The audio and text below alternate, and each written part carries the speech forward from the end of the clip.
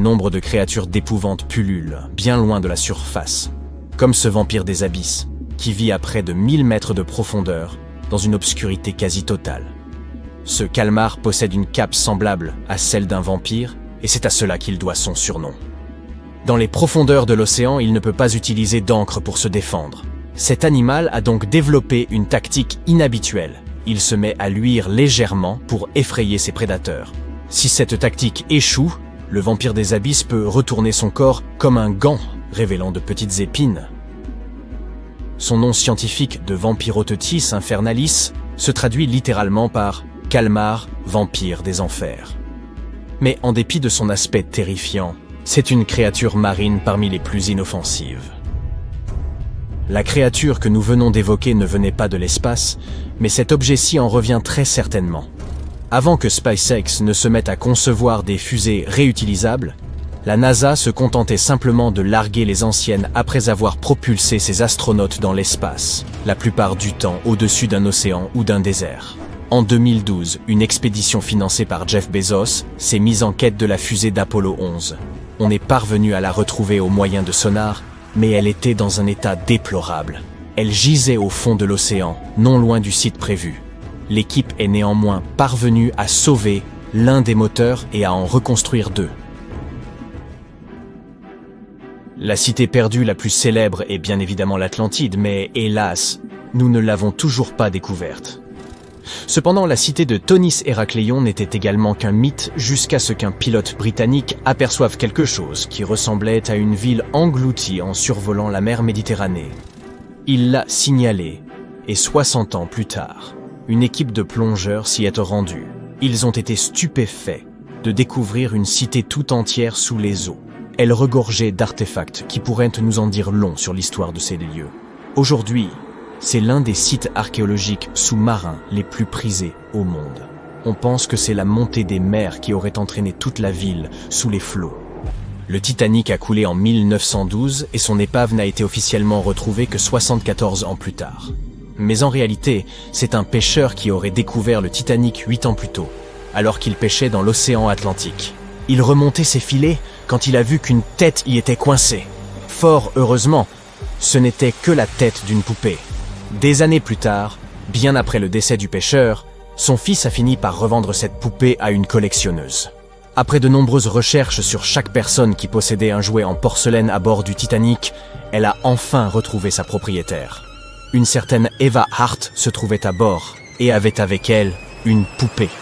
Eva avait survécu à la catastrophe par miracle, mais pas son jouet. Elle avait même écrit au sujet de la poupée dans son journal, et chaque détail correspondait, mot pour mot, à la découverte du pêcheur. Le poisson trépied vit dans les profondeurs de la zone abyssopélagique, à environ 6000 mètres sous la surface. Il est adapté à la vie dans les abîmes et utilise ses nageoires et chasses pour demeurer au fond, immobile. Cette créature n'a pas de grands yeux, mais même si elle en avait, ceux-ci ne seraient guillemets d'aucune utilité dans l'obscurité. Au lieu de cela, le poisson trépied utilise ses nageoires comme des antennes pour détecter tout mouvement dans l'eau.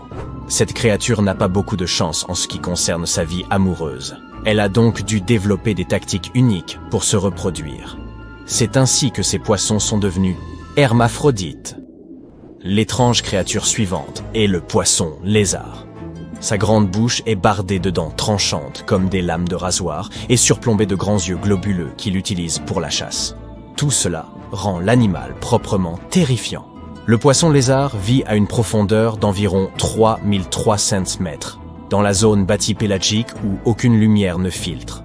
Cette aberration de la nature se nourrit essentiellement de tout ce qui peut entrer dans sa bouche, des petits poissons aux autres poissons lézards. D'un autre côté, s'ils ont la chance d'apercevoir l'un de leurs congénères, ils en tombent probablement amoureux, car trouver un partenaire à de telles profondeurs n'est pas une tâche aisée. Tout comme le poisson trépied, le poisson lézard peut être à la fois mâle et femelle. Quand vous pensez à une rivière, vous l'imaginez généralement sur Terre.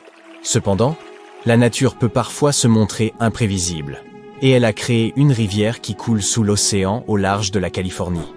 Elle s'écoule à une profondeur d'environ 3000 mètres. Cette rivière sous-marine possède toutes les caractéristiques d'une rivière ordinaire, des troncs immergés, des arbres et des rochers. Et malgré son aspect unique, elle n'est pas la seule au monde.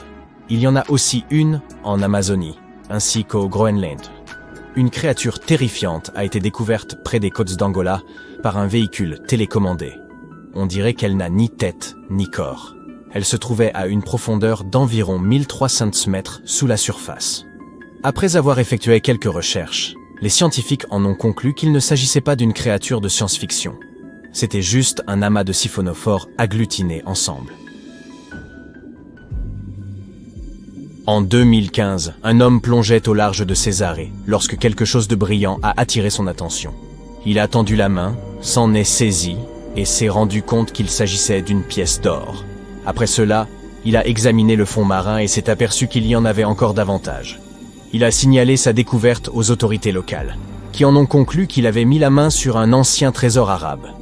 Les pièces étaient en or massif de 24 carats et datant de près d'1 millier d'années.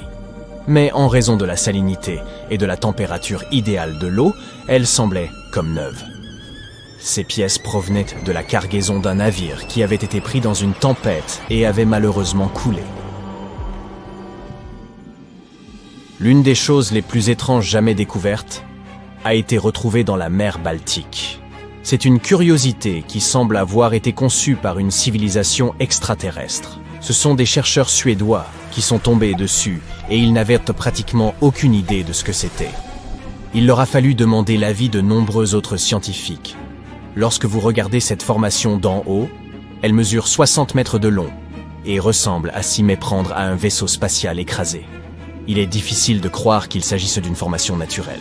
Mais au risque de vous surprendre, elle a absolument été créée par la nature, car la mer Baltique n'a cessé de l'éroder au fil du temps. Le plus probable, c'est que cette formation bizarre soit le résultat d'un tel processus. Un groupe de plongeurs à Madagascar a été sidéré de découvrir ce monstrueux couteau de plus de 2 mètres au fond de l'océan. Les théories n'ont pas tardé à se bousculer. Et beaucoup ont affirmé que ce couteau aurait appartenu à quelques géants qui auraient combattu des mégalodons et vécu sur Terre il y a des milliers et des milliers d'années. Ça pourrait faire une belle histoire, mais ce couteau n'était probablement qu'un accessoire de cinéma perdu en mer. L'un des animaux les plus étranges de l'océan est le requin lézard. On croit que ce poisson serait à l'origine de toutes les histoires de serpents marins relatées par les explorateurs du passé. Ces poissons vivent généralement dans les abysses, mais ils peuvent parfois être aperçus dans des eaux moins profondes. C'est extrêmement rare, mais cela reste possible. Le requin lézard a une grande bouche qui arbore près de 300 dents. Il possède également un long corps semblable à celui d'un lézard. Et il s'agit d'une espèce de requin vraiment unique. Sa proie peut mesurer jusqu'à la moitié de sa propre taille, car l'estomac de ce requin est semblable à celui d'un serpent, capable d'avaler d'énormes poissons et crustacés.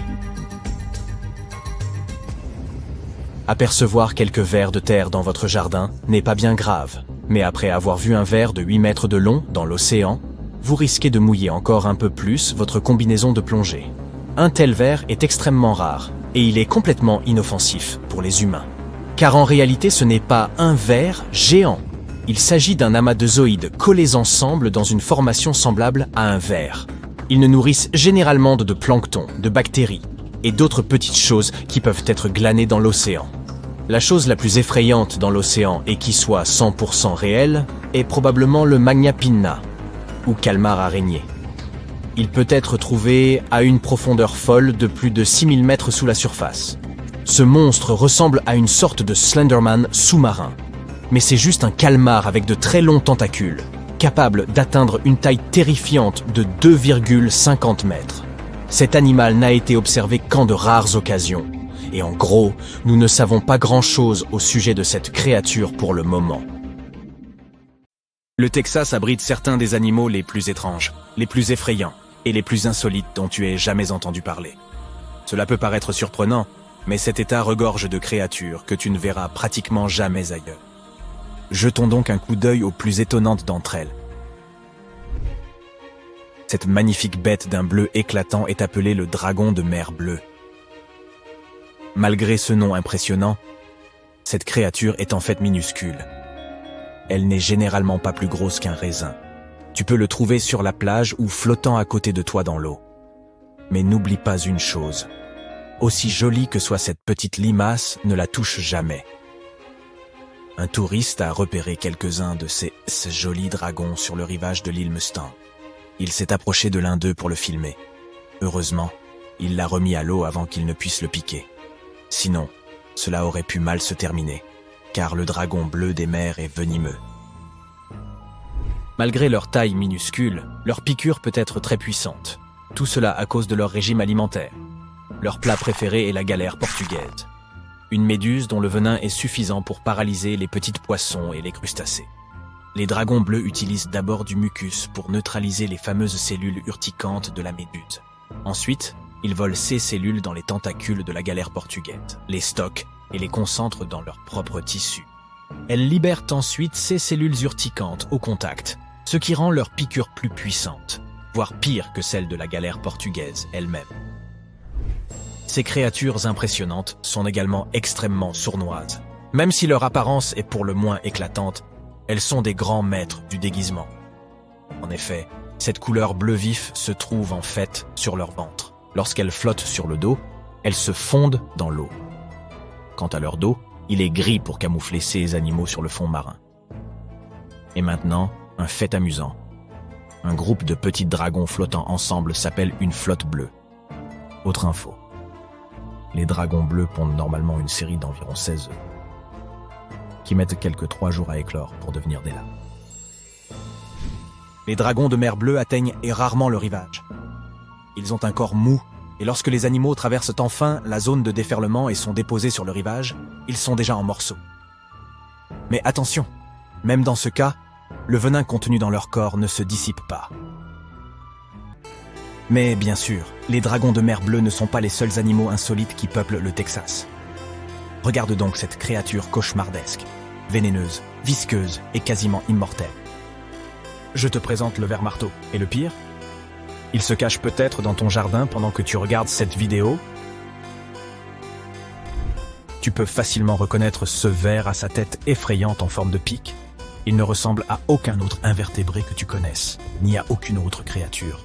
Au début, on ne le trouvait que dans l'est du Texas.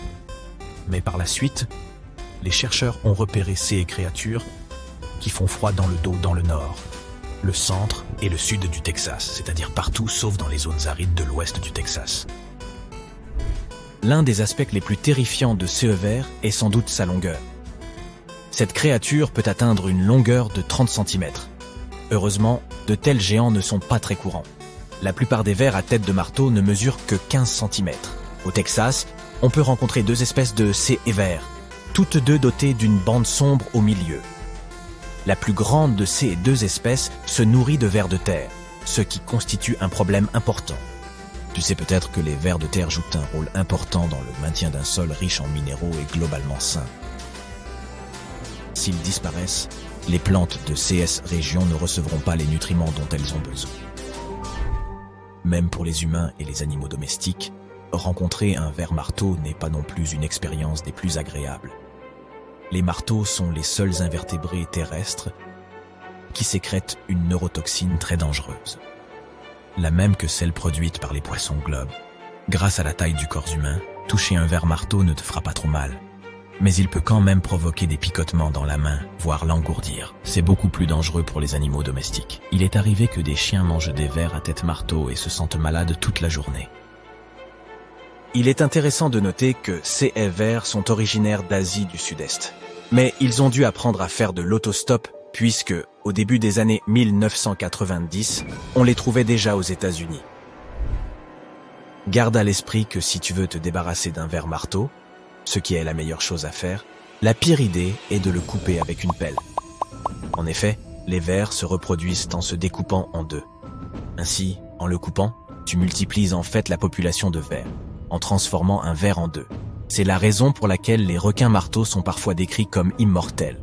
Ce qui est un peu exagéré puisque ces créatures ne peuvent pas survivre au vinaigre ou au sel.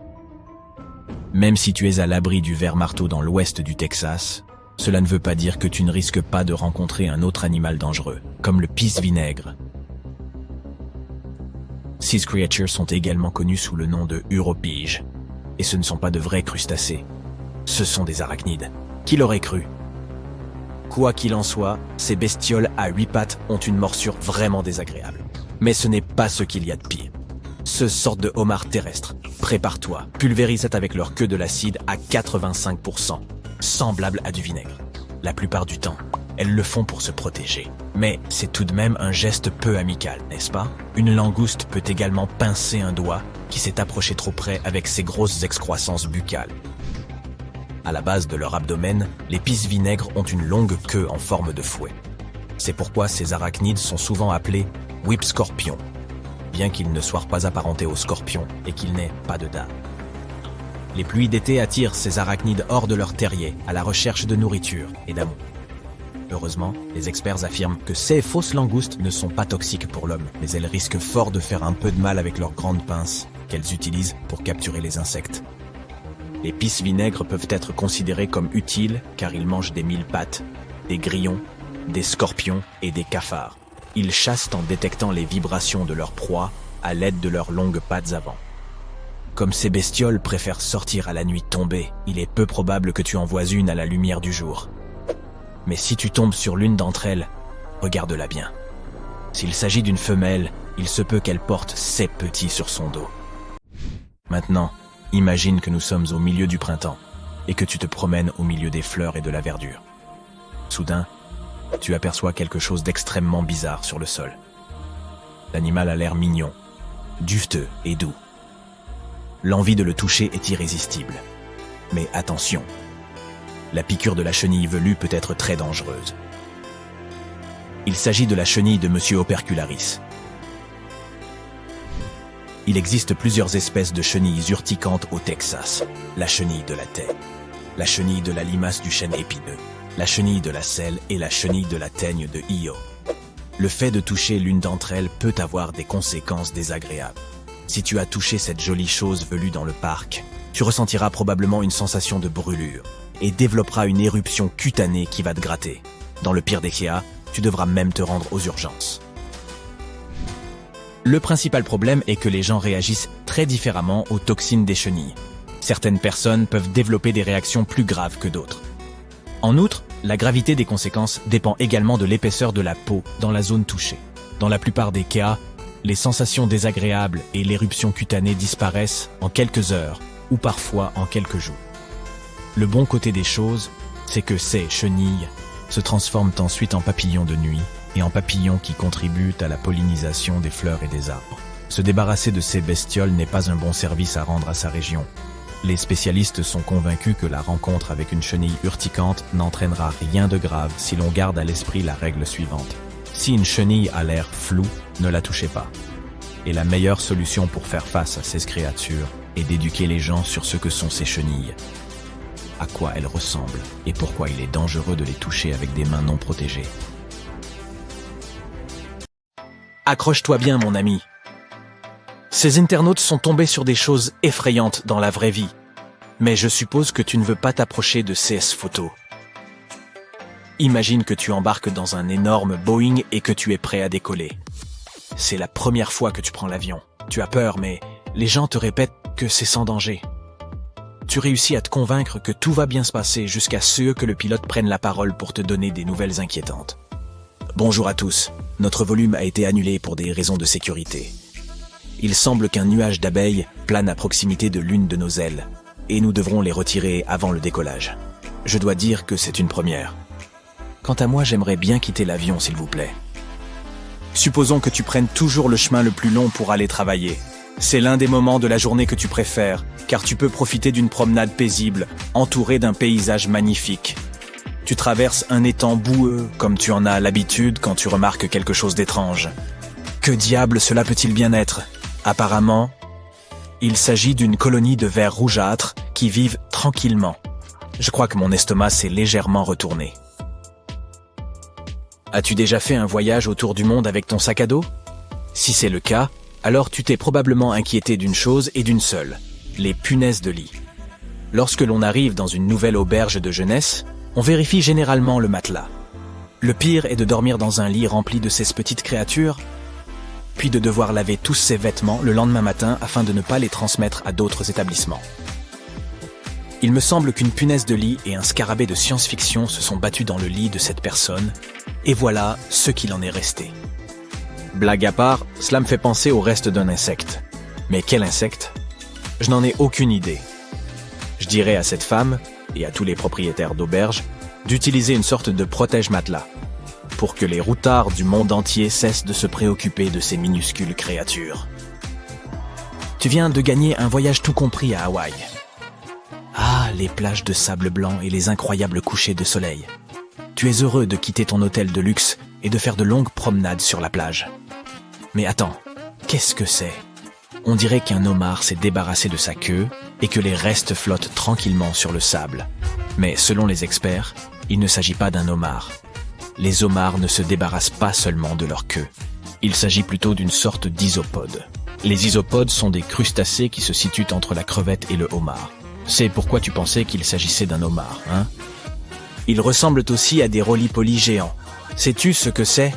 Quelqu'un a eu une infestation de roly-poly dans sa maison et cela ne ressemble pas à quelque chose que tu voudrais avoir à gérer.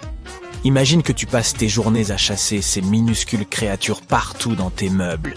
Non, merci. Quand j'étais enfant, j'adorais faire des farces aux gens. Mais je serais le premier à être complètement effrayé si quelqu'un me faisait une farce. Je suppose que la personne qui est tombée sur cette chose sur le mur de son bureau n'a pas été très heureuse. Mais bon, c'est peut-être le karma, non? On récolte ce que l'on sème. Imagine que par un dimanche matin ensoleillé, tu es parti en randonnée avec tes meilleurs amis. Tu grimpes sur une montagne assez raide, couverte de végétation jusqu'aux genoux. Tu sais ce que cela signifie, n'est-ce pas? Des insectes. Ce qu'il y a de bien avec les insectes, c'est qu'ils ne cessent de nous étonner. Il existe des variétés infinies d'insectes extrêmement rares et bizarres que l'on n'a jamais vues auparavant. Le premier que tu rencontres, c'est cette chose-là. Il est tombé du dos de ton chien. On dirait une graine de jacquier accouplée à une araignée et voici ce qui est sorti de cette union. Espérons que ce n'est qu'un insecte bizarre et qu'il n'est pas menaçant. Ta chaussette s'est aussi fait quelques copains en chemin. Regarde le nombre de tiques dont elle t'a protégé. La prochaine fois que tu feras une randonnée comme celle-ci, tu devrais emporter un insectifuge, mais un produit fort et efficace. Tu sais, un truc comme les répulsifs à ultrasons, qui perturbent l'activité des tiques et des insectes, de sorte qu'ils ne puissent plus s'échapper. En parlant d'insectes, voici un petit test pour savoir si tu es le genre de personne qui aime ou déteste les grands espaces. Imagine qu'il est tôt le matin et que tu viens de te réveiller dans une maison isolée au fin fond d'une forêt. Tu sors et la première chose que tu vois sous le porche est un serpent qui passe nonchalamment. Est-ce que tu prendrais un selfie avec lui? Ou tu fermerais la porte et te cacherais dans tes couvertures aussi vite qu'il est humainement possible? Ou peut-être que tu t'es réveillé, que tu as ouvert la porte sur le monde extérieur et que tu as été le seul témoin de la mue d'un insecte. Serais-tu prêt à verser une larme de joie? Ou au contraire à être dégoûté par cette mue? Je veux dire, regarde-le. On dirait un bébé Pokémon. C'est trop mignon. C'est l'été. Ma période préférée de l'année. On peut profiter de la piscine jusque tard dans la soirée et retrouver ses amis et sa famille pour un pique-nique dominical en plein air. Mais il y a une chose qui m'agace vraiment. Les abeilles. Manger en plein air signifie généralement devoir partager un peu de son jus ou de sa délicieuse nourriture avec un groupe d'abeilles. Si seulement un génie inventait quelque chose pour éloigner les abeilles de notre nourriture. Comme une fréquence ultrasonique que l'on pourrait diffuser sur nos haut-parleurs. Ou une sorte de nihileur plus intéressant que ma nourriture de pique-nique. Oh, ou peut-être ça. Je pense que ça fera l'affaire. Simple mais efficace. J'essaierai et je vous dirai si ça a marché pour moi. La meilleure chose à faire après une dure journée de travail, c'est de rentrer chez soi. Sauf quand on est accueilli par cette chose. Je veux dire, comment cette araignée a-t-elle pu arriver jusqu'ici si tu vis dans un appartement en ville, à des kilomètres de toute véritable verdure? C'est un mystère que je ne résoudrai jamais. Tu emmènes ta fille de 5 ans jouer dans le parc local. Elle est dans la phase où elle creuse, alors dès qu'elle arrive, elle se met à creuser tout l'espace comme un Jack Russell Terrier. Tu la regardes s'amuser comme une folle, quand soudain tu aperçois une chose bleue et brillante qui sort du trou en rampant. Qu'est-ce que c'est que ça, penses-tu? Tu l'attrapes avec un bâton et tu le reconnais, c'est un mille-pattes. Tu sais, ces choses qui te brûlent avec leurs pattes venimeuses. mieux vaut le remettre dans le trou et aller dans un autre parc. Si tu pouvais choisir n'importe quel film ou série télévisée pour y vivre, lequel choisirais-tu? Probablement une comédie romantique, n'est-ce pas? Je suppose que personne, ou presque, ne choisirait de vivre dans la peau d'un personnage de Last of Us, n'est-ce pas? Mais il me semble que cette personne a eu un moment, Joel, si tu veux mon avis. Cette chose qui sort du sol de la forêt est un champignon. Il ressemble à une main humaine. Est-ce que l'art imite la vie réelle, ou n'est-ce qu'une immense tache désordonnée? Tu te souviens quand nous avons parlé des routards? Eh bien, cette personne avait un problème similaire au leur. Apparemment, ils ont emmené un tas de vêtements à laver et à sécher, et voilà à quoi ressemblait le filtre du sèche-linge après coup. Il y a peut-être une centaine de petits copains là-dedans?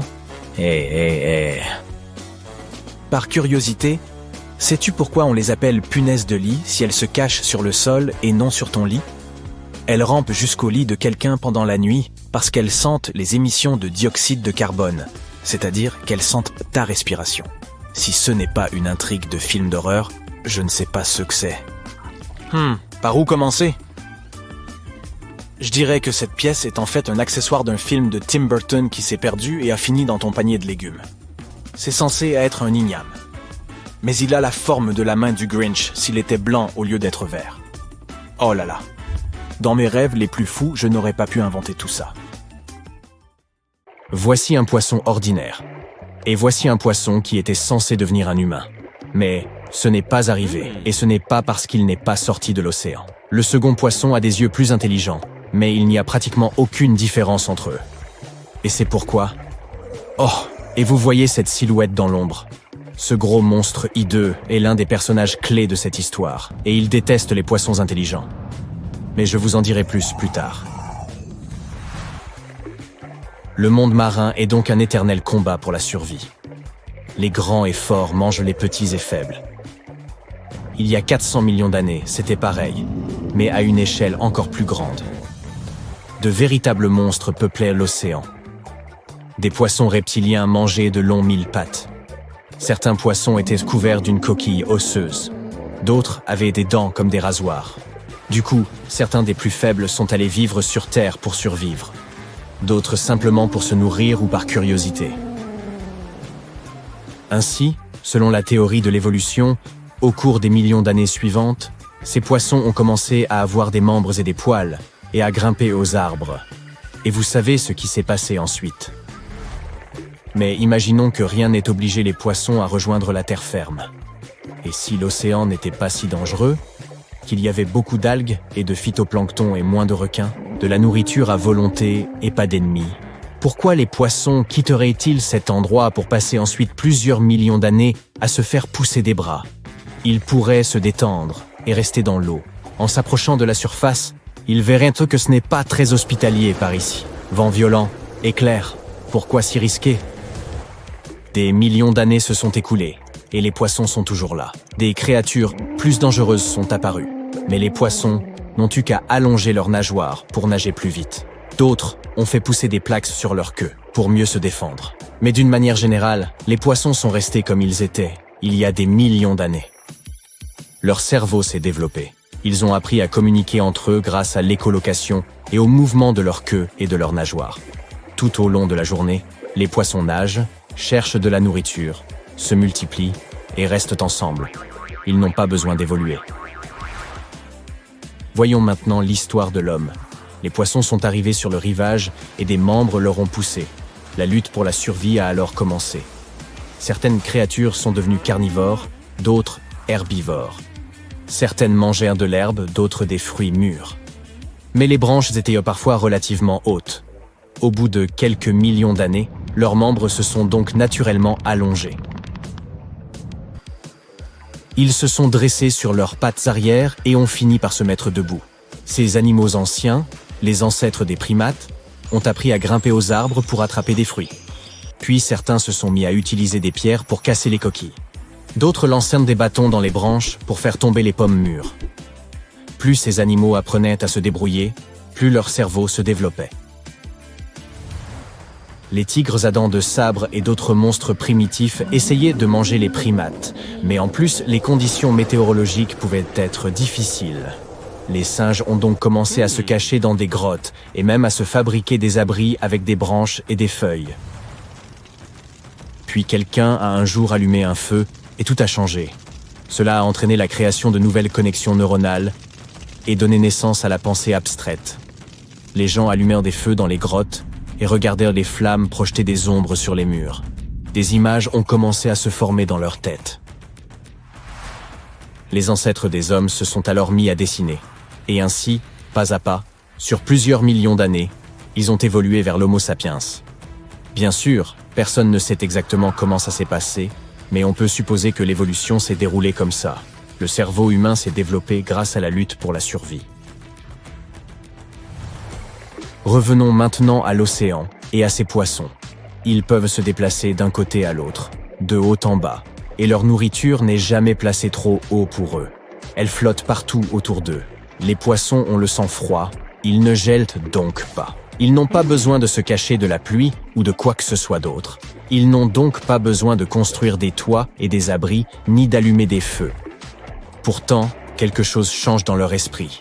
Les poissons nagent souvent vers la surface pour admirer la lumière du soleil. À travers l'eau claire, ils voient le ciel étoilé et la lune qui rayonne. Et bien sûr, ces images forment de nouvelles connexions neuronales dans leur cerveau. Curieux, ils réfléchissent à un moyen d'aller explorer la Terre. Leur système respiratoire à branchies ne leur permet pas de rester longtemps hors de l'eau. Les poissons commencent donc à contempler ce monde. Au cours de centaines de milliers d'années d'évolution, ils apprennent à communiquer entre eux et commencent à comprendre comment fonctionne le cycle de la vie dans l'océan. Certains poissons forment des colonies et construisent des maisons dans les récifs. Mais ces maisons ressemblent à des fourmilières, pas à des immeubles. Ils s'y cachent de leurs prédateurs et s'y reposent. Ils découvrent aussi d'autres ennemis, les oiseaux. Les mouettes et les pélicans adorent quand les poissons remontent vers la surface. Les petits poissons décident de ne jamais s'en approcher et créent même une loi interdisant de le faire. L'apparition de cette loi tacite forme la société. Certains poissons s'entraînent à repousser les mouettes. Ils tiennent des pierres aiguisées entre leurs dents, des morceaux de corail ou des coquillages. Et lorsque les mouettes attaquent, les poissons se défendent de toute leur force. Les poissons parviennent également à attraper leurs ennemis ailés. Lorsqu'une mouette plonge sous l'eau, les poissons l'attaquent de tous les côtés. Ils le font pour étudier le corps de la mouette et comprendre comment elle fait pour voler et respirer hors de l'eau. Les poissons acquièrent une grande sagesse, à l'instar des dauphins très évolués. Ils comprennent notre planète de mieux en mieux, mais ne cherchent pas pour autant à sortir de l'eau. Ils n'en ont pas besoin. Mais un jour, ils découvrent quelque chose d'effrayant. En nageant près du rivage, les poissons voient de grandes créatures, glabres, sans écailles et avec des bras et des jambes, plongés dans l'eau. Les poissons s'approchent pour les examiner, mais ces êtres les attrapent avec leurs mains palmées. Ils ont maintenant un ennemi encore plus dangereux, le peuple de la mer. Ils sont intelligents, cruels et forts.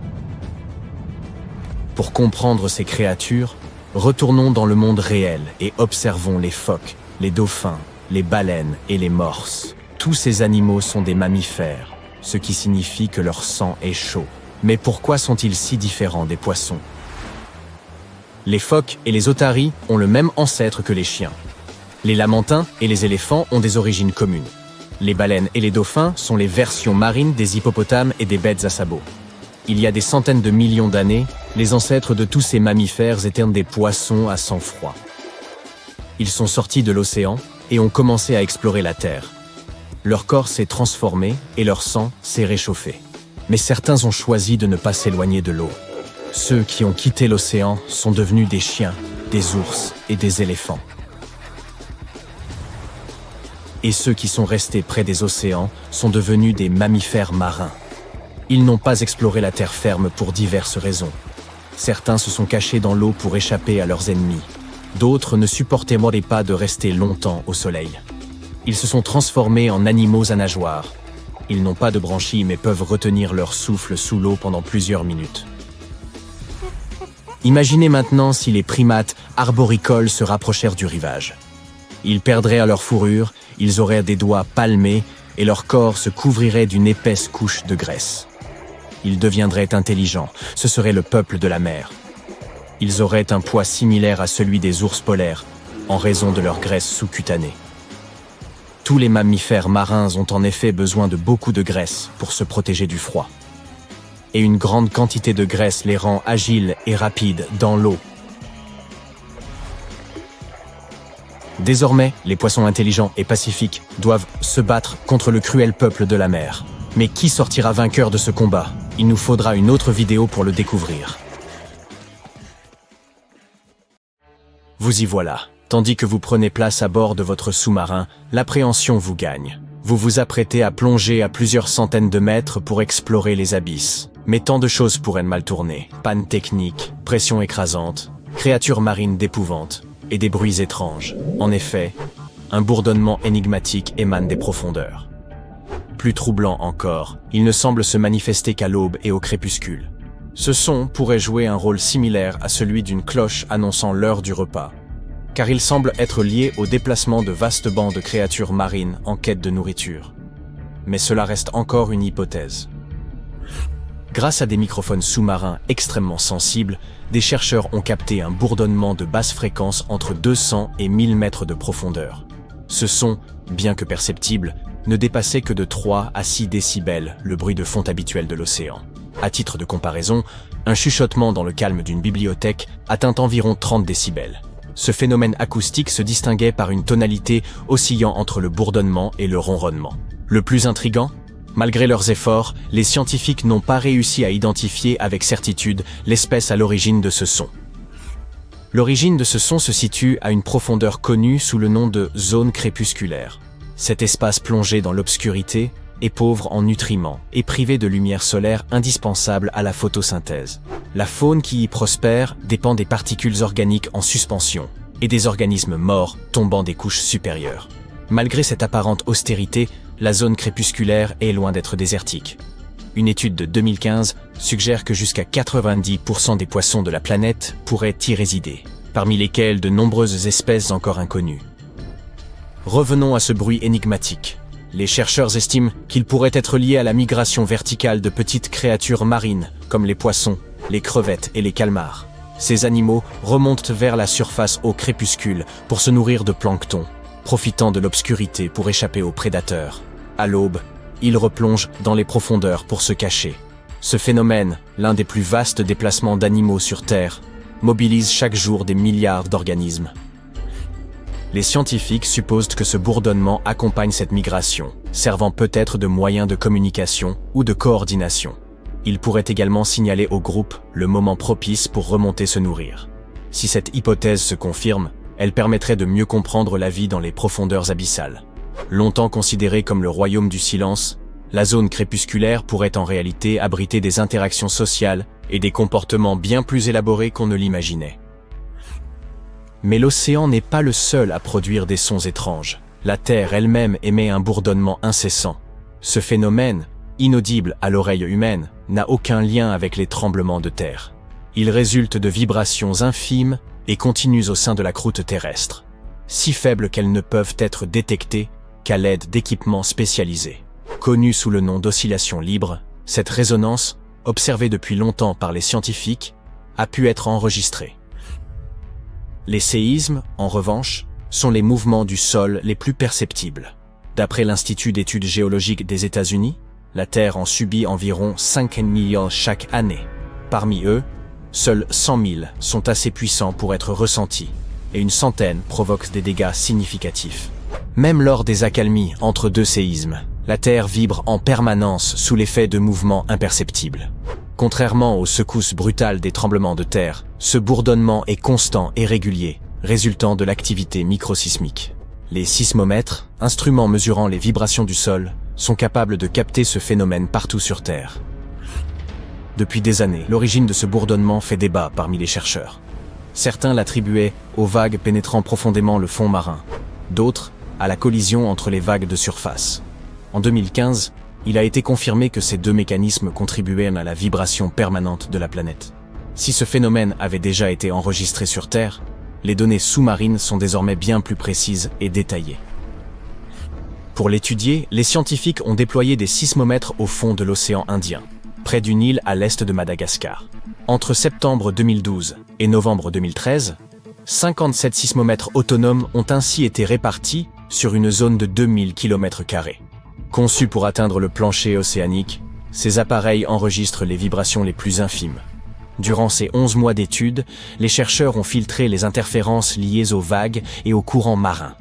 Ils ont ainsi pu isoler des signaux clairs et constants du bourdonnement terrestre avec des pics de fréquence compris entre 2,9 et 4,5 MHz, bien en deçà du seuil de perception humaine fixé à 20 Hz. La détection du bourdonnement terrestre depuis les abysses dépasse le cadre de la simple curiosité scientifique. Elle offre aux chercheurs une nouvelle approche pour analyser la propagation de l'énergie à travers la croûte et le manteau terrestre. Le monde qui nous entoure regorge de sons énigmatiques, dont certains demeurent inexpliqués. Parmi eux, le bloop demeure l'un des plus fascinants. Enregistré en 1997 par l'Agence américaine d'observation océanique et atmosphérique, NOAA, ce puissant son sous-marin d'une minute débuta par un grondement sourd avant de voir sa fréquence s'intensifier. D'une intensité telle qu'il fut capté sur 4 800 km, le bloop alimenta d'abord les spéculations sur l'existence d'une gigantesque créature marine encore inconnue. Toutefois, la NOAA établit plus tard qu'il provenait vraisemblablement du village d'iceberg, lorsque d'immenses blocs de glace antarctique se détachaient avant de s'écraser dans l'océan. D'autres sons marins demeurent tout aussi énigmatiques. Julia, un étrange murmure, pourrait être lié au raclement d'un iceberg sur le fond océanique. Un autre, baptisé « train », évoque le roulement sur une voie ferrée et semble provenir de la mer de Ross en Antarctique. Quant à l'upsweep, un bruit saisonnier strident enregistré dans le Pacifique depuis 1991, son origine exacte demeure indéterminée malgré des années de recherche. Le monde sous-marin révèle aussi des sonorités singulières assimilables à des chœurs de poissons. Au large de Port Hedland, en Australie occidentale, des scientifiques ont découvert que certaines espèces marines chantaient en synchronisation à l'aube et au crépuscule, à la manière des oiseaux. Sur une période de 18 mois, les chercheurs ont recensé une multitude de sons, notamment les appels sourds et profonds des cichlides, comparables à des cornes de brume, ainsi que les séquences rythmiques ba-ba-ba des platax. Ces chants, caractérisés par des motifs répétitifs se superposant au sein de vastes groupes, jouent un rôle essentiel dans la reproduction, l'alimentation et les dynamiques territoriales. Les abysses réservent également leur lot de mystères acoustiques. Les chercheurs de la NOAA ont exploré les sons émanant du Challenger Deep, le point le plus profond de la fosse des Mariannes. Grâce à un microphone encapsulé dans du titane, capable de résister à une pression dépassant 1000 fois celle de l'atmosphère au niveau de la surface, ils ont enregistré, durant 23 jours, une myriade de bruits allant du chant envoûtant des baleines au grondement lointain des séismes. Si les profondeurs de l'océan regorgent de sons énigmatiques, la terre ferme n'est pas en reste. L'un des phénomènes les plus déroutants est un bourdonnement grave entendu dans des régions précises, comme Taos, au Nouveau-Mexique, ou Bristol, en Angleterre. Décrit comme un léger vrombissement évoquant le ronronnement d'un moteur, ce bruit demeure une énigme. Certains chercheurs avancent l'hypothèse d'un phénomène psychologique, où l'attention des individus se focaliserait sur des sons de fond habituellement ignorés. À ce jour, aucune explication définitive n'a été trouvée. Même les formations rocheuses sont capables de chanter. Le Rainbow Bridge, une arche de grès de 90 mètres de haut située dans l'Utah, vibre à la manière d'une corde de guitare sous l'effet des ondes sonores, des séismes éloignés ou des vagues du lac Powell. Les scientifiques analysent ces fréquences pour évaluer leur impact sur la stabilité de la structure au fil du temps. Fait intriguant, certains visiteurs affirment entendre de légers bourdonnements en s'approchant du site. Le ciel, lui aussi, réserve ses propres harmonies étranges.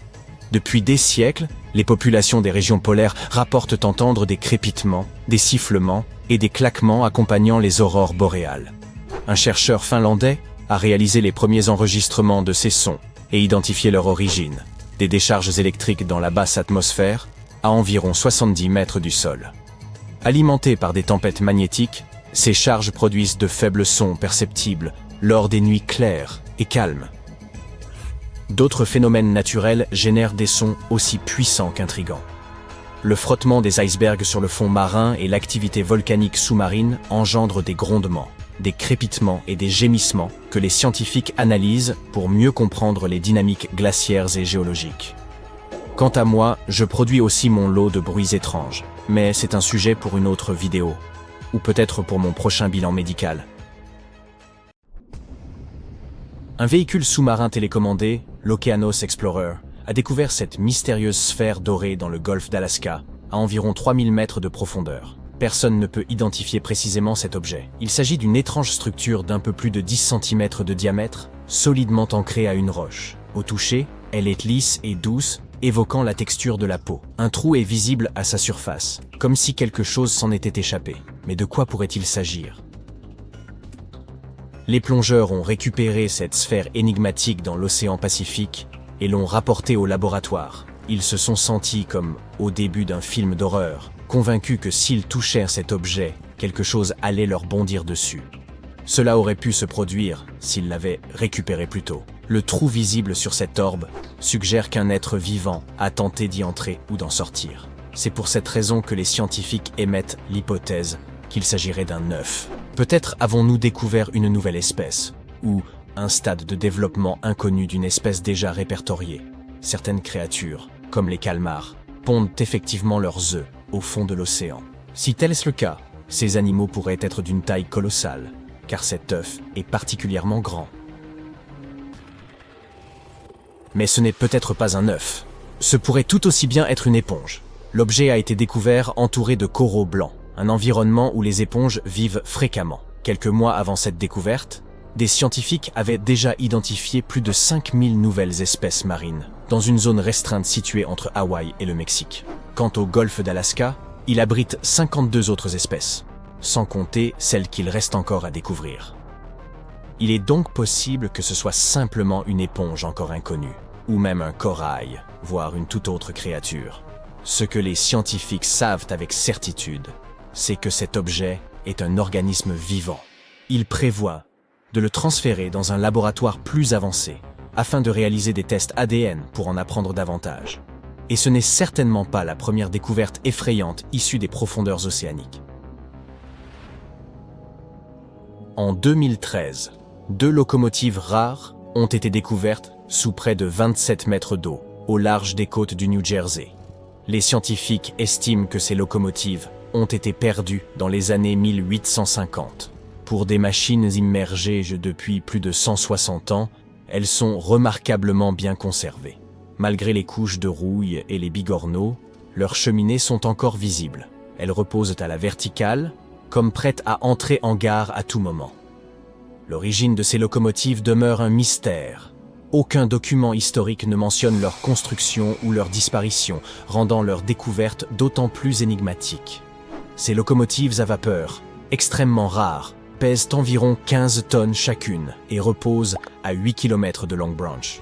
Ces modèles de moteurs étaient déjà obsolètes au moment de leur fabrication. Bien que petits et puissants, ils n'ont été produits que durant une courte période. Peut-être faisaient-elles route de Boston vers la région du Mid-Atlantique avant qu'une tempête ne survienne, les faisant soit tomber d'une barge, soit être larguées volontairement à la mer pour alléger le navire. Les scientifiques projettent de restaurer ces locomotives afin d'en apprendre davantage sur leur histoire. Et ce ne sont pas les seuls trésors que l'humanité ait abandonnés dans les profondeurs. Jeff Bezos, le fondateur d'Amazon, a localisé les moteurs F1 de la fusée d'Apollo 11 dans l'océan. Lors de la mission Apollo 11 en 1969, la fusée Saturn V s'est appuyée sur 5 moteurs F1 lors de sa première phase de lancement. Chacun de ces moteurs développait une poussée de 680 tonnes. Il consommait 2,7 tonnes de carburant par seconde, soit 1,5 million de fois plus qu'une voiture standard. Après quelques minutes de fonctionnement, les moteurs se sont détachés et ont plongé dans l'océan Atlantique.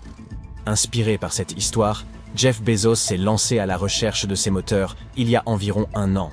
L'équipe a utilisé un sonar de haute technologie pour explorer les fonds marins et a fini par localiser les moteurs à plus de 4200 mètres de profondeur. Les scientifiques ignorent dans quel état se trouvent les moteurs. Après un impact brutal avec l'océan et plus de 40 ans passés dans l'eau salée, leur condition est incertaine. Cependant, construits avec des matériaux extrêmement résistants, ils espèrent encore pouvoir les étudier. Bezos aimerait idéalement les récupérer. Bien qu'ils appartiennent toujours à la NASA, il souhaiterait les voir exposés dans des musées tels que le Smithsonian ou le Museum of Flight de Seattle. Pouvez-vous imaginer découvrir la célèbre route de briques jaunes du magicien d'Oz au fond de l'océan? Cela ressemble à une route artificielle, mais étonnamment, c'est une formation volcanique naturelle. Des plongeurs explorèrent des monts sous-marins volcaniques à Hawaï et voulaient examiner une bifurcation dans la chaîne de ces montagnes océaniques. En retransmettant leur expédition en direct, ils sont tombés sur un spectacle fascinant. Des fissures sur le fond marin qui formaient un motif évoquant une route pavée. Avec l'aide d'un bras robotisé, ils ont collecté des échantillons de roches. Ces roches étaient constituées de blocs rectangulaires, bien délimités par des lignes droites et des angles droits. Certains ont plaisanté en disant que cela pourrait être la route menant à l'Atlantide, tandis que d'autres ont évoqué la route de briques jaunes, donnant ainsi son nom à la découverte. Cependant, après une étude plus approfondie, les scientifiques ont déterminé que ce lit de lac asséché avait été façonné par d'anciennes éruptions volcaniques particulièrement intenses. Il s'agit en réalité de hyaloclastites fracturées. Sous l'effet des cycles de réchauffement et de refroidissement causés par les éruptions, ces volcans ont créé ce motif pavé unique. Le 20 juin 2011, l'équipe de plongée Oceanics a fait une découverte des plus étranges. Alors qu'elle cherchait des trésors dans le nord de la mer Baltique, dans le golfe de Botnie, elle est tombée sur une anomalie. Surnommée l'anomalie de la mer Baltique, cette formation paraît aussi bizarre qu'artificielle. Elle mesure près de 60 mètres de large et ressemble à un champignon s'élevant entre 3 et 4 mètres du fond marin. Sa forme discoïde est impressionnante, couvrant une surface équivalente à 2 terrains de football. Sa partie principale est marquée par des bords rectilignes et des structures ressemblant à des boîtes.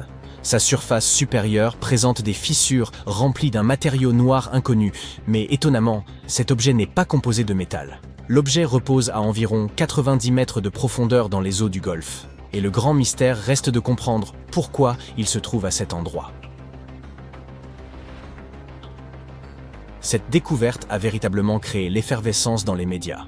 Certains ont même suggéré qu'il pourrait s'agir d'un vaisseau extraterrestre immergé, des ruines de l'Atlantide, ou encore d'un portail vers un autre monde. Ces hypothèses ont gagné en crédibilité lorsque des plateformes étranges, ressemblant à des pavés, ont été découvertes autour de l'objet, donnant l'impression d'un escalier. De plus, les explorateurs ont rapporté que leurs équipements électriques, tels que les sonars et les téléphones satellitaires, cessèrent de fonctionner à proximité de cette structure. Et ces témoignages ne sont pas isolés. Des chercheurs issus de différents instituts ont confirmé ces anomalies. Cependant, la majorité des scientifiques pensent qu'il s'agit probablement d'une formation géologique naturelle, malgré son apparence inhabituelle. Ils peinent cependant à expliquer précisément de quoi il s'agit. Plusieurs théories ont été avancées. Une formation liée à la culture humaine, un dépôt datant de l'âge de glace, le résultat d'une activité volcanique, etc. Il est même possible que ce soit les restes d'un astéroïde ayant frappé le fond de l'océan il y a des millénaires. Pourtant, aucune de ces théories n'explique les dysfonctionnements électroniques observés à proximité de l'anomalie. Peut-être la vérité sera-t-elle révélée un jour. Mais qu'en est-il des technologies héritées d'époques encore plus reculées? Ce dispositif étrange est souvent considéré comme le premier ordinateur analogique connu. On l'appelle le mécanisme d'Anticythère. On a découvert ce mécanisme en 1901 près de l'île grecque du même nom, et il pourrait dater de 87 avant notre ère. On l'a retrouvé dans l'épave d'un navire, et malgré son âge, il était en excellent état. Ce mécanisme était d'une complexité remarquable, car des machines aussi sophistiquées n'ont pas refait surface avant le XIVe siècle. Il y avait également une masse mystérieuse parmi les découvertes. Lorsqu'on l'a fragmenté, on a trouvé des inscriptions à l'intérieur. À cause de la corrosion, elles étaient difficiles à lire, mais grâce aux rayons X, elles ont pu être déchiffrées. Il s'agissait d'instructions expliquant exactement comment utiliser le mécanisme. Un véritable trésor pour les archéologues. Il s'est donc avéré que cet appareil servait à prédire les positions astronomiques et les éclipses plusieurs décennies à l'avance. Les savants de l'époque utilisaient cet ordinateur pour suivre le cycle quadriennal des anciens Jeux olympiques. Le mécanisme comportait une structure complexe de 37 engrenages en bronze, lesquels suivaient les mouvements des objets célestes. Mais au moins ici, nous savons que ce dispositif a bien été fabriqué par l'homme, n'est-ce pas? Regarde ce joli petit squalet féroce. À première vue, il ressemble à un anchois surdimensionné. Mais en réalité, il s'agit d'un tout petit requin. Il ne dépasse jamais les 50 cm. Mais cela ne le rend pas moins dangereux que ses congénères. On le dit féroce en raison de sa stratégie alimentaire unique, qui consiste à mordre de petits morceaux d'animaux beaucoup plus gros, avant de s'enfuir. Ces petites bêtes vivent dans les profondeurs de la colonne d'eau, ce qui les rend assez mystérieuses et difficiles à étudier. Nous ne savons pas exactement où elles vivent, mais on a pu les observer dans le monde entier, notamment dans les zones tropicales et tempérées. Le squalelet féroce est un véritable parasite. Il se nourrit d'animaux plus grands tout en les maintenant en vie. Il utilise ses dents supérieures pour s'accrocher à la peau des requins, des poissons et même des mammifères marins. Puis, avec ses puissantes dents inférieures, il prélève une bouchée de chair ou de graisse. Aïe! Même les grands prédateurs comme le thon rouge, le grand requin blanc et le dauphin à long bec peuvent être victimes de ces vilaines créatures. Et il y a une histoire folle à propre d'un squalelet féroce et d'un nageur malheureux. Cet athlète nageait de nuit entre les îles d'Hawaï, entouré de bateaux dont les lumières vives attiraient toutes sortes de proies. Notre ami fut méchamment mordu au mollet. Et il en porte encore la cicatrice, même si sa blessure fut sans gravité. La leçon ? Il ne faut jamais batifoler parmi les squalets féroces lorsqu'ils ont une petite faim. Pour chasser, ils ont une gueule bien équipée. L'ouverture est assez petite, mais elle est entourée de grosses lèvres charnues qui forment une ventouse puissante et efficace. Les mâchoires comportent plusieurs rangées de dents, 30 à 37 dans la partie supérieure et 25 à 31 dans la partie inférieure. Et ces rangées augmentent au fur et à mesure que l'animal grandit.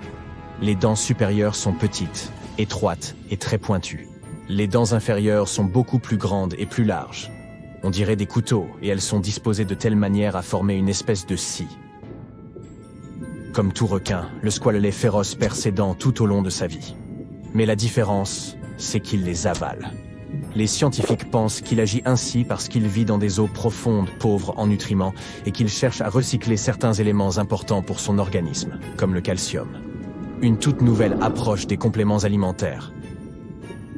Comme il se nourrit près de la surface la nuit et plus profondément le jour, il est presque toujours dans l'obscurité. Mais ce petit requin sournois possède sur son ventre des organes producteurs de lumière appelés photophores. Ces photophores lui servent de camouflage en imitant les lumières présentes à la surface. C'est un phénomène ordinaire dans le monde de la bioluminescence. Le squalelet féroce possède aussi un collier non lumineux autour de sa gorge. Les scientifiques pensent qu'il s'agit d'un leurre sophistiqué. Vu d'en dessous, il ressemble à un petit poisson appétissant.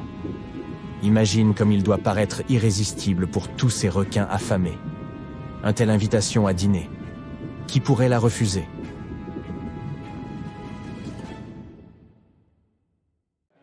Supposons que tout le monde soit d'accord et que tous les pays commencent à investir des milliards de dollars dans ce projet.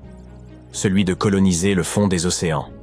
La question, c'est pourquoi aurions-nous besoin de cela ? Probablement pour la même raison qui sous-tend l'éventuelle colonisation de Mars, pour sauver la Terre de la surpopulation. Pourquoi irions-nous nous installer sur la planète rouge si nous pouvons tout aussi bien vivre sous l'eau ? Ça coûte moins cher, c'est moins dangereux et surtout ce n'est pas très loin de chez nous. Nul besoin de s'enfermer dans des capsules cryogéniques pendant des années pour se réveiller à des centaines de millions de kilomètres de sa planète. Il est beaucoup plus pratique de prendre l'ascenseur pour descendre dans une ville sous-marine et profiter des magnifiques paysages aquatiques. En outre, la vie sur Mars pourrait nous causer de graves problèmes psychologiques, panique, stress, etc. Que faire quand on se rend compte qu'on ne pourra plus jamais rentrer chez soi ? Mieux vaut vivre sous des millions de tonnes d'eau salée. Une très bonne raison de choisir cette option, c'est que nous avons besoin de davantage de ressources. La Terre compte actuellement environ 8 milliards d'habitants. Certains experts pensent que lorsque ce nombre atteindra 10 milliards, le monde commencera à manquer de nourriture, d'eau douce et de carburant. L'agriculture et les autres industries ne parviendront tout simplement pas à se développer aussi rapidement. Les ressources s'épuiseront et les gens devront trouver une solution pour survivre. La colonisation des océans est une solution idéale à ce problème. Tout d'abord, nous disposons de très peu d'informations sur l'océan. Nous avons beaucoup mieux étudié l'espace que le fond des mers de notre propre planète. Il est fort probable que d'immenses réserves de carburant soient cachées sous les fonds marins. Deuxièmement, il est possible de réduire la charge de notre planète d'environ 50% si nous nous installons dans l'océan. Troisièmement, il n'y aurait aucun problème de logistique. L'acheminement de la nourriture, de l'équipement nécessaire et des matériaux de construction ne prendrait que quelques heures. Et si quelque chose s'abîmait en cours de route, nous n'aurions qu'à remonter rapidement à la surface pour le remplacer. Envoyer des objets sur Mars est beaucoup plus complexe et coûteux. Imaginez qu'à mi-chemin, à des millions de kilomètres de la Terre, un appareil tombe en panne dans le vaisseau spatial qui transporte les provisions. Il faudrait alors attendre plusieurs années avant une nouvelle livraison. Mais surtout, coloniser les océans, ce serait se prémunir contre les catastrophes et les cataclysmes naturels. Éruptions volcaniques, hivers radioactifs, tremblements de terre, tornades et inondations. Nous pouvons facilement survivre à n'importe quel désastre sous l'eau. Oui, il y a aussi des volcans au fond des océans, mais les conséquences de leurs éruptions ne sont pas si dramatiques. L'eau refroidit immédiatement la lave et empêche les cendres de se répandre. Nous ne souffririons plus jamais des ravages causés par les incendies. Plus de forêts brûlées, ni d'air pollué. Et à propos d'air, il y a beaucoup d'oxygène dans l'océan. Plus de la moitié des réserves d'oxygène de la planète sont reconstituées par la mer grâce aux algues et au phytoplancton. Ne vous inquiétez donc pas. Nous pourrons très bien respirer. Le tout est de savoir comment le faire sous l'eau. Lorsque l'humanité décidera de franchir cette étape et de commencer à coloniser l'océan, nous devrons d'abord adapter notre corps aux hautes pressions.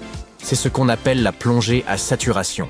Avant de descendre dans les profondeurs, vous devez inhaler de l'air comprimé. L'azote et l'oxygène se dissolvent rapidement dans votre sang et exercent une pression sur votre corps de l'intérieur.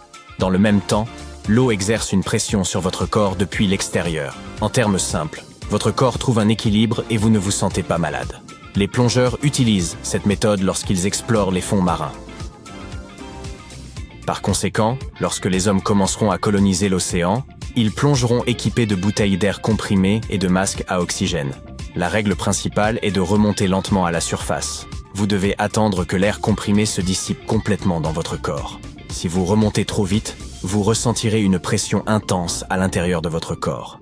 L'azote se répandra dans vos veines comme les bulles d'une boisson gazeuse secouée énergiquement. Après nous être adaptés, nous commencerons à construire des villes, des routes et des stations qui nous permettront de transporter les gens des fonds marins à la terre ferme et vice-versa. Cela ne devrait pas être trop difficile, car nous disposons déjà des technologies nécessaires à un mode de vie subaquatique. Bienvenue à l'Aquarius Reef Base, situé dans le sanctuaire marin national des Keys de Floride.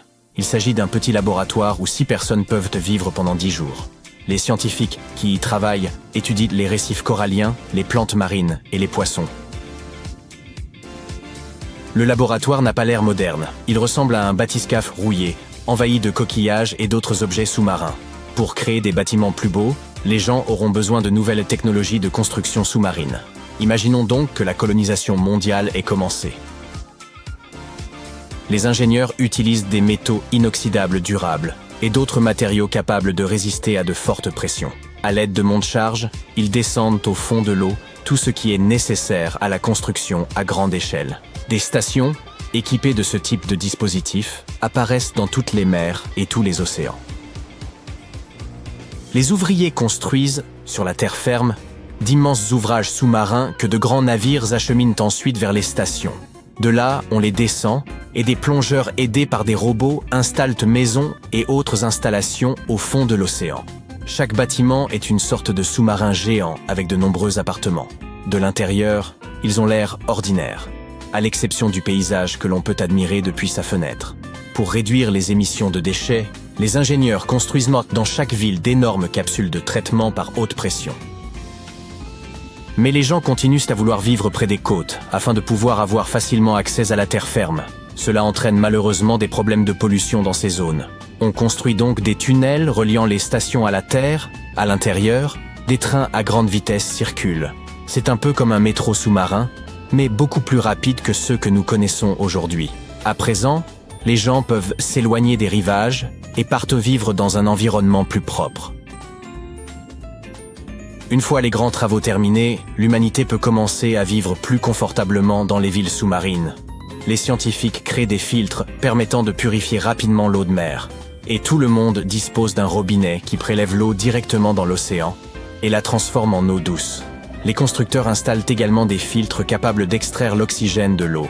Les électriciens créent des moulins sous-marins pour produire de l'énergie. Pour sortir de chez soi, il faut enfiler un scaphandre et des bouteilles d'air comprimé et passer par un sas. Les gens nagent entre les bâtiments et se parlent par radio. Pour que l'on circule rapidement, les constructeurs automobiles produisent de petits bathyscaphes pourvus de cabines verrouillées et de puissants systèmes d'hélices. Enfin, les ingénieurs créent de grands dômes où l'on peut se promener et respirer de l'air frais, comme sur la terre ferme. Les grandes marques de vêtements développent des combinaisons de plongée à la mode et des accessoires pratiques pour se déplacer confortablement sous l'eau. Par exemple, vous pouvez attacher une petite chaufferette à vos vêtements pour ne pas avoir froid lorsque vous nagez. Vous pouvez également enfiler des palmes plus larges sur lesquelles sont gravés les logos de vos marques préférées. Pour rendre ce mode de vie aussi confortable que possible, les scientifiques et les biologistes créent des masques qui fonctionnent comme des branchies et fournissent aux gens l'oxygène dont ils ont besoin. Au fil du temps, l'exposition constante à des pressions élevées modifie la physiologie de l'être humain. Dans l'eau, nous devons faire plus d'efforts pour bouger. Les personnes qui sortent souvent de chez elles perdent beaucoup de calories. Elles deviennent plus minces et leurs muscles se renforcent. Regardez les champions olympiques de natation. Aujourd'hui, presque tous les citoyens sous-marins ressemblent à ces athlètes. La température de notre corps diminue et l'évolution nous transforme lentement en créatures à sang froid. Le manque de soleil rend notre peau plus pâle et nous commençons à ressembler à des amphibiens. Nous en apprenons davantage sur les créatures des grands fonds, comme le calmar géant et d'autres monstres.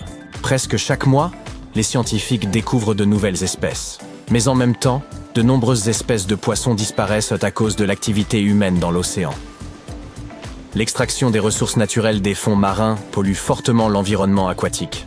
Pour réduire la charge sur la planète, les hommes décident de coloniser le ciel. Mais nous aborderons ce sujet dans une autre vidéo.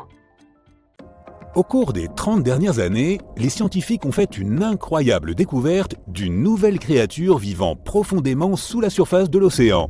Le nom de cette créature est l'éponge harpe.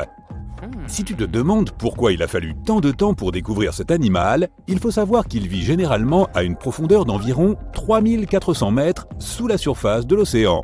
Cette espèce d'éponge a été découverte pour la première fois au large de la Californie grâce à un robot suffisamment solide pour explorer ces profondeurs extrêmes que l'océan a à offrir. C'est sans aucun doute une zone de la planète où même les créatures à l'apparence la plus bénigne peuvent être potentiellement dangereuses. Et les scientifiques ont été surpris de constater que cette créature était bien plus qu'une simple éponge. Cela peut sembler évident, mais l'éponge harpe a été baptisée ainsi parce que sa structure de base, appelée aube, a la même forme qu'une harpe. Chaque aube est composée d'une branche horizontale soutenant plusieurs branches verticales parallèles. Mais ne te laisse pas tromper par l'apparence fantaisiste et amusante de l'éponge harpe, ou par son joli nom. C'est un redoutable chasseur des profondeurs. Elle a une capacité unique de capturer et d'envelopper de petits animaux à l'aide de ses rhizoïdes, des fibres courtes et fines. Grâce à elle, l'éponge harpe s'accroche au fond vaseux et mou de l'océan et attrape les minuscules créatures qui se retrouvent prises dans ses branches par les courants des profondeurs. D'autres créatures spongieuses se nourrissent souvent en prélevant des bactéries et des morceaux de matière organique de l'eau de mer et en les filtrant à travers leur corps. Mais pas notre éponge harpe. Au lieu de cela, elle attrape son futur repas avec de minuscules crochets barbelés qui recouvrent chacune de ses branches. L'éponge harpe a une préférence pour les petits crustacés comme les crabes, les écrevisses et les crevettes. Une fois qu'elle en tient un dans ses griffes, elle enveloppe l'animal d'une fine membrane avant de commencer à le digérer lentement. Les chercheurs pensent que l'éponge harpe utilise cette méthode d'alimentation car il n'y a pas assez de nutriments en profondeur.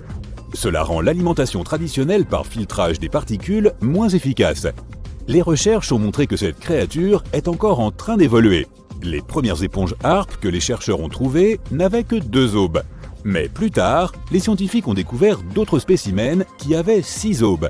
L'éponge harpe pourrait avoir évolué vers cette structure élaborée, ressemblant à un bougeoir, pour augmenter sa surface.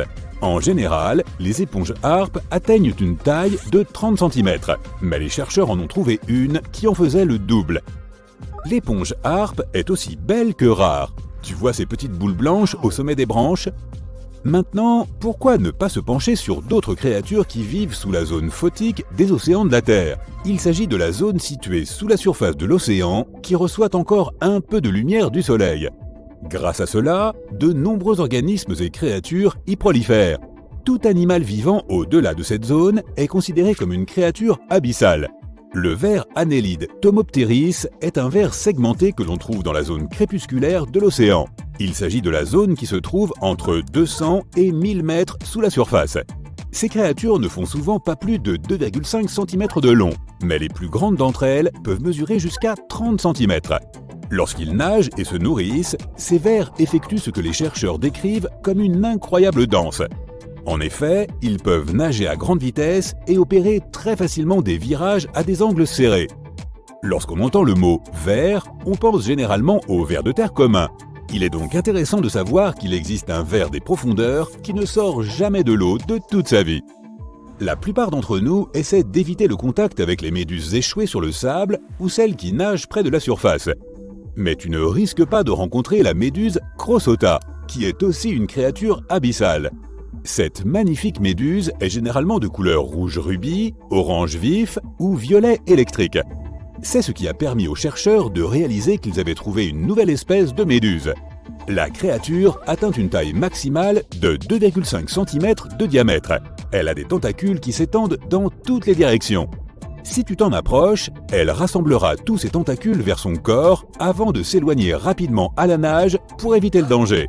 La méduse Crossota est extrêmement rare, tu ne la verras pas très souvent, et tu devras peut-être utiliser le robot de plongée profonde dont on a déjà parlé. Maintenant, si les vers et les méduses peuvent sembler tout à fait inoffensifs, ce n'est pas le cas du poisson vipère du Pacifique. Cette créature est équipée d'une très grande bouche, et ses dents en forme d'aiguille sont la clé de sa stratégie de chasse. Le poisson vipère du Pacifique vit à environ 1500 mètres sous la surface de l'océan. Mais il fait partie des nombreux animaux marins qui migrent chaque nuit des profondeurs vers des eaux moins profondes pour se nourrir. Et qu'y a-t-il au menu d'aujourd'hui? Beaucoup de petits poissons et de crevettes. La créature peut mesurer jusqu'à 30 cm de long. Ses deux crocs avant, qui se dressent sur sa mâchoire inférieure, juste devant ses yeux, sont particulièrement spectaculaires. Lorsque le poisson décroche sa mâchoire, sa bouche peut s'ouvrir assez largement pour engloutir de plus petits animaux. Et sa dentition forme une sorte de cage qui empêche toute fuite. Tu as déjà vu une créature sous-marine qui ressemble à une fraise? Oui, ça existe. Regarde ces petits points sur le calmar fraise. Cette créature a un gros œil et un autre plus petit. On pourrait croire que c'est gênant et inconfortable, mais c'est en fait tout le contraire. Le grand œil gauche regarde vers le haut, il repère les ombres projetées par d'autres animaux dans les eaux peu éclairées au-dessus, et sa forme tubulaire l'aide à collecter autant de lumière que possible. De l'autre côté de la tête du calmar, tu peux voir son œil droit. Il est petit et regarde vers le bas. Cet œil recherche les flashs de bioluminescence produits par les animaux qui se cachent dans les eaux plus sombres en dessous. La bioluminescence désigne la production et l'émission de lumière par des organismes vivants. Au fait, ce calmar a un surnom. Il est connu sous le nom de calmar qui louche. Cela est simplement dû à la différence de taille remarquable entre ses deux yeux. Comme la lumière n'atteint pas les profondeurs de la mer, le corps du calmar fraise semble noir. Cela l'aide à se cacher de ses prédateurs comme les requins et les dauphins. En général, le calmar fraise atteint une longueur de 13 cm. Il vit à environ 900 mètres sous la surface, mais nage vers des eaux moins profondes la nuit. L'étoile à plumes est une créature marine sans colonne vertébrale, mais avec des membres en forme de plumes qui rayonnent à partir du centre de son corps. Cette créature est apparue pour la première fois il y a environ 200 millions d'années. Apparentée aux étoiles de mer, elle ressemble à une fleur. Mais si tu t'en approches, elle s'éloigne rapidement à la nage. Mais toutes les étoiles à plumes ne savent pas nager. De nombreuses espèces ne peuvent que ramper sur le fond de la mer. Comme certaines des autres créatures des profondeurs que nous avons examinées, l'étoile à plumes peut s'adapter à son environnement. Elle a la capacité effrayante de se débarrasser de ses membres, de la même façon que certains lézards peuvent se débarrasser de leur queue. Cela l'aide aussi probablement à échapper à ses ennemis. Les étoiles à plumes vivent partout dans le monde, de l'équateur au pôle, du sommet des récifs des eaux peu profondes aux profondeurs abyssales de la mer. Dans la catégorie des créatures mystérieuses, le nom de celle-ci est tout à fait approprié. Le vampire des abysses pourrait être le symbole officiel de la faune des profondeurs. Il a un corps rouge foncé, d'énormes yeux bleus et une toile semblable à une cape qui s'étend entre ses 8 bras. Ses caractéristiques ainsi que son nom peuvent suggérer que la créature est une sorte de chasseur terrifiant. Mais en réalité, le vampire des abysses est une créature timide au corps mou, de la taille, de la forme et de la couleur d'un ballon de football américain. Il atteint une longueur d'environ 30 cm et vit à 900 mètres sous la surface. Il n'y a presque pas d'oxygène à cette profondeur, mais aussi relativement peu de prédateurs. C'est le requin géant qui a terrorisé les océans il y a environ 20 millions d'années. Pendant 13 millions d'années, cette bête de 60 tonnes a dominé les eaux chaudes de notre planète. Et figure-toi que certains pensent que le mégalodon vit toujours dans les parties les plus éloignées et les plus profondes de l'océan. Nous sommes une chaude journée d'été. Il semble logique d'aller se baigner dans la mer. Tu flottes sur le dos, complètement détendu. Tes yeux sont fermés, ta respiration est régulière. L'eau est agréablement fraîche autour de ton corps. Une légère brise touche ton visage. Tu te sens assez calme pour t'assoupir. Soudain, quelque chose heurte ta jambe. Tiré de ta torpeur, tu commences à t'agiter jusqu'à ce que tu te retrouves face à face avec un danger invisible. Heureusement, tout ce que tu vois est une paire de nageoires facilement reconnaissables et de mignons museaux souriants. Ouf, juste des dauphins. Tu as de la chance de les rencontrer dans la nature. Ces créatures étonnantes sont si proches que tu peux les toucher. Tu as entendu des gens dire que la peau des dauphins est caoutchouteuse, mais pour toi, c'est plutôt comme la partie intérieure d'un œuf dur. L'un des animaux est si proche de toi que son odeur salée t'emplit les narines. Cependant, tu sais que les dauphins n'ont pas de glandes sudoripares. Cela signifie qu'ils ne transpirent pas et qu'ils sont pratiquement inodores. L'odeur que tu sens vient de l'eau dans laquelle tu nages. C'est le prédateur le plus grand et le plus féroce qui ait jamais hanté les océans. Le requin mégalodon a dominé les mers pendant des siècles avant de s'éteindre il y a des millions d'années. Cependant, les scientifiques n'ont réussi à découvrir que très peu de vestiges de cet énorme requin. Tout ce que nous savons sur la grande bête des mers, nous l'avons appris grâce aux fossiles de ses dents géantes de la taille d'une main humaine normale. Aucun squelette de mégalodon n'a jamais été découvert. Les squelettes de requins sont principalement constitués de cartilage, ce qui signifie qu'ils se décomposent rapidement. Heureusement, les requins perdent et font repousser leurs dents tout au long de leur vie. Un requin peut perdre 40 000 dents au cours de sa vie. Les scientifiques ont réussi à étudier différents types d'espèces de requins sur la base de leurs seules dents. Ce requin avait environ 276 dents.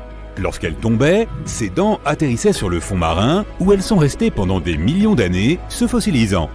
Les scientifiques les ont trouvées et elles sont la seule véritable trace que nous ayons de l'existence du mégalodon. Des dents de mégalodon ont été découvertes dans le monde entier. Cela signifie que, contrairement aux autres animaux marins de son époque, le mégalodon était intercontinental. Aujourd'hui encore, la plupart des requins et des animaux marins ont tendance à rester dans une seule mer ou un seul océan. Ce requin nageait librement autour du monde, se déplaçant entre les eaux tropicales et subtropicales. Des dents ont été trouvées sur tous les continents, à l'exception des eaux glaciales de l'Antarctique. Lorsqu'un mégalodon apparaît dans un film ou une émission de télévision, il est dépeint comme une version géante du grand requin blanc.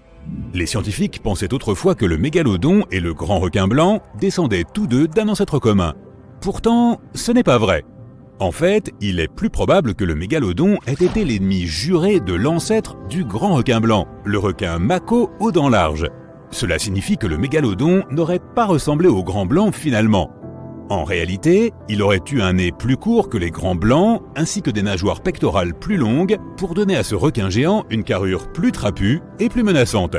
Tous deux avaient cependant un excellent odorat, de sorte que même à l'époque préhistorique, ce n'était pas une bonne idée de se baigner avec un morceau de viande crue à la main. Et ce n'est certainement pas prudent de nos jours non plus. Peu importe que le mégalodon se cache quelque part dans les profondeurs, ce que certains croient encore, ou qu'il ait disparu à jamais, ses jeunes cousins l'attendent.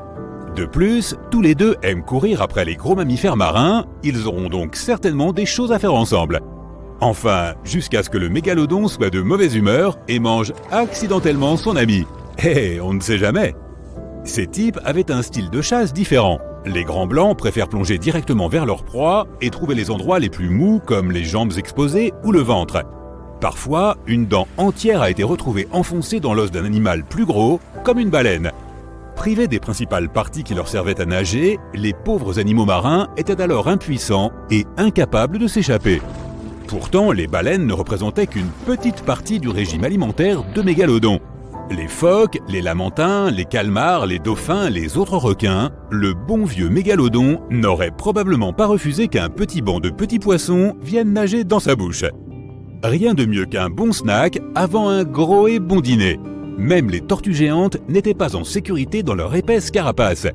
Ils les prenaient sûrement comme un défi à relever chaque jour. Les scientifiques ont utilisé des simulations informatiques pour tenter de déterminer le style de chasse de l'ancien requin. Grâce à cette technologie, les scientifiques ont découvert que le style d'attaque du mégalodon était très différent de celui des requins modernes. Les requins modernes plongent directement vers l'endroit le plus vulnérable de leur proie, par exemple le ventre mou d'un phoque. Les dents du mégalodon étaient particulièrement adaptées pour mordre à travers des zones de cartilage plus dures. Il est donc évident qu'un mégalodon commençait par ronger les nageoires les plus résistantes de sa proie, la rendant incapable de s'éloigner avant de lancer son attaque finale. Certaines personnes pensent que le mégalodon est encore vivant de nos jours, tapi dans les profondeurs des eaux de l'océan. Mais il est peu probable que cela soit vrai. Les mégalodons sont des espèces qui naviguent en eau chaude, ce qui signifie qu'ils seraient incapables de survivre dans les eaux froides des profondeurs de l'océan. La plupart des proies potentielles du mégalodon vivent dans des eaux moins profondes, ce qui signifie qu'il n'y aurait pas grand-chose à manger pour lui dans les eaux profondes. En d'autres termes, si un animal aussi gros que lui vivait encore aujourd'hui, nous l'aurions déjà aperçu. Il est donc peu probable que tu croises un mégalodon. Les requins, au même titre que nous, préfèrent les eaux côtières chaudes. La vie en profondeur serait trop froide pour ces bêtes et la nourriture serait rare. Leur corps tout entier aurait dû évoluer pour éviter d'être écrasés par l'énorme pression de l'eau. Donc oui, il est très peu probable qu'ils existent encore, mais pas impossible. Si tu en rencontres un, la bonne nouvelle est qu'il ne risque pas vraiment de te manger. Tu es un repas bien trop petit pour le mégalodon, même si tu es accompagné de quelques amis. Ce gars mange des baleines de plus de 15 mètres de long. Mais si tu fais une fête sur la plage, c'est une toute autre histoire. Si la plage est remplie de baigneurs, le requin peut très bien se faufiler et engloutir plusieurs humains dans sa gueule géante sans même mâcher. Le nom effroyable de mégalodon vient de deux mots grecs, mégas, qui signifie grand, et odon, qui signifie dent. Combiné, il signifie grande dent, et il porte bien son nom. Une seule de ses mâchoires est de la même taille qu'une tête humaine. Il avait 276 dents énormes au total, réparties sur 5 rangées terrifiantes. Dans toute l'histoire, seuls quelques chats à dents de sabre et le T-Rex avaient des dents plus grandes. Maintenant, c'est une épreuve de force que j'aimerais regarder. Le mégalodon a disparu il y a des millions d'années, ne laissant que d'énormes dents aux archéologues modernes. Ils ont littéralement disparu en laissant très peu de traces. Les scientifiques pensent qu'avec le temps, le niveau des mers a baissé et que la température de l'océan a rapidement diminué. Plus d'un tiers de la vie marine a disparu à mesure que les océans se refroidissaient et que le nombre d'animaux au bas de la chaîne alimentaire diminuait. Cela a eu un effet catastrophique sur les prédateurs affamés du haut de la chaîne. Désolé les gars. Il faisait également beaucoup trop froid pour ces requins amoureux du soleil, ce qui rendait difficile leur reproduction puisqu'ils donnaient naissance dans des eaux chaudes. Le mégalodon est généralement décrit comme une sorte de grand requin blanc géant, mais ce n'est qu'un mythe. En fait, les ancêtres du grand blanc d'aujourd'hui ont existé en même temps que le mégalodon, mais ils n'étaient pas les meilleurs amis du monde et étaient même en compétition l'un avec l'autre. Le grand requin blanc était un meilleur chasseur, car il utilisait sa petite taille et son agilité pour attraper rapidement les proies du mégalodon. Ils étaient aussi connus pour manger les petits des mégalodons qui faisaient la moitié de leur taille. Cela a aidé à l'extinction de l'espèce. Si un grand blanc n'était pas de taille à affronter un mégalodon adulte en combat direct, il n'avait pas peur de lui voler sa nourriture. Il ne restait plus que les gros poissons et les baleines pour le mégalodon. Mais ses réserves de nourriture ont commencé à s'épuiser lorsque les baleines ont nagé vers les nouvelles mers plus froides. Les baleines se sont adaptées pour privilégier les températures plus froides, laissant notre ami derrière elles. Les mégalodons sont morts de faim ou ont été gelés jusqu'à leur extinction par l'âge de glace. Plutôt qu'un grand blanc, le mégalodon ressemble plus à un requin-taureau de nos jours. Il avait un museau court, une mâchoire inférieure plate et d'énormes nageoires pectorales pour supporter son poids et sa taille imposante. Aussi effrayants qu'ils soient, ces requins étaient en fait des membres bienveillants de la famille. Plusieurs zones de nurserie de mégalodons ont été découvertes en Floride, dans le Maryland et au Panama. Ils donnaient naissance à leurs petits dans des eaux peu profondes, comme le prouvent les nombreuses petites dents de mégalodons trouvées dans ces zones. Je me demande s'ils avaient aussi des nounous. Quel est le prédateur le plus effrayant de l'océan? Le crocodile? Je ne crois pas. Le monstre du Loch Ness? Je t'en prie, il n'a jamais existé. Et le Chronosaurus? Il a disparu, mais tu n'es pas loin du compte. Voyons ce qui se passerait si ces monstres existaient encore aujourd'hui. Tout d'abord, à quoi diable ressemblait-il? Le Chronosaurus était un carnivore marin qui vivait dans la mer intérieure d'Eromanga, une mer fraîche de haute latitude. Elle couvrait de vastes zones de l'intérieur de l'Australie au début du Crétacé, il y a 90 à 120 millions d'années. Des fossiles presque complets de cette créature ont aussi été découverts en Colombie, un pays connu pour avoir hébergé de nombreux reptiles et tortues préhistoriques. Ceci laisse à penser que le monstre que je vais décrire a pu exister dans le monde entier. En entendant Saurus, tu as peut-être pensé que je parlais d'un dinosaure, mais il s'agissait en fait d'un reptile. Ils étaient les plus grands membres de la famille des pliosaures. Les fossiles retrouvés suggèrent qu'il pesait plus de 10 tonnes et mesurait environ 10 mètres de long. Pour échelle, le plus grand crocodile jamais mesuré était un crocodile marin du nom de Lolong, aux Philippines. Il mesurait 6 mètres de long et pesait un peu plus d'1 tonne. Il était donc presque 2 fois moins long et beaucoup plus léger qu'un Chronosaurus moyen. Ce qui fait que ce crocodile passerait pour un poisson rouge à côté de ce géant. Malgré sa longueur terrifiante, la caractéristique la plus redoutable du Chronosaurus était sa tête. Son crâne mesurait environ 2,5 mètres de long, ce qui était proportionnellement très grand, compte tenu de la taille de son corps. Tout ce qui a eu le malheur de se retrouver dans la gueule d'un Chronosaurus a dû avoir de faux espoirs. Après tout, ses dents n'étaient pas vraiment tranchantes. Mais à vrai dire, je ne me sentirais pas si confiant face à un serpent édenté et encore moins devant la gueule de ce monstre. Il est vrai que les dents du Chronosaurus n'étaient pas si pointues, surtout comparées à celles d'autres reptiles carnivores, comme les crocodiles et les alligators. Les dents de cette créature préhistorique étaient plutôt de forme conique. Mais cet aspect ne les rendait pas moins dangereuses. Ces énormes dents pouvaient mesurer jusqu'à 30 cm de long. Cela signifie aussi que le Chronosaurus avait une morsure extrêmement puissante. On estime qu'elle pouvait atteindre 30 000 newtons, soit presque 2 fois plus que la morsure d'un grand crocodile marin. En raison de leur forme émoussée, ces dents n'étaient pas bien adaptées pour lacérer leur proie une fois saisie. Mais leur taille et leur forme les rendaient parfaites pour une simple morsure par claquement qui pouvait facilement écraser des objets rigides, tels que les carapaces de tortues de mer les plus dures qui soient. Tout comme les crocodiles, le Chronosaurus avait un cou très court. Il s'agit peut-être d'un trait évolutif lui permettant d'attraper de petits animaux qui tenteraient de fuir. Son corps était fusiforme et profilé, ce qui signifie qu'il était plus fin aux 2 extrémités et donc qu'il offrait très peu de résistance à l'eau. Il était également pourvu de 4 nageoires en forme de pagaie. Les postérieures étaient plus grandes que les antérieures. Elles pouvaient atteindre 2 mètres d'envergure. Tout cela permettait au Chronosaurus de se propulser sous l'eau sans faire l'effort, faisant de lui un prédateur ultime. Tu connais le Predator X? C'est le nom qui a été donné au fossile d'une créature découverte en 2009 près de Svalbard, un groupe d'îles norvégiennes. Ce fossile a été identifié comme appartenant à un monstre de 15 mètres de long, pesant 45 tonnes et ayant une force de morsure de plus de 2 tonnes par centimètre carré, soit la plus forte de tous les animaux connus. Bien que le Predator X n'ait pas encore été classé dans un groupe spécifique, il s'agissait certainement d'un pliosaure comme le Chronosaurus. Quoi qu'il en soit, le Chronosaurus était sans aucun doute un véritable titan qui arpentait les mers sans relâche.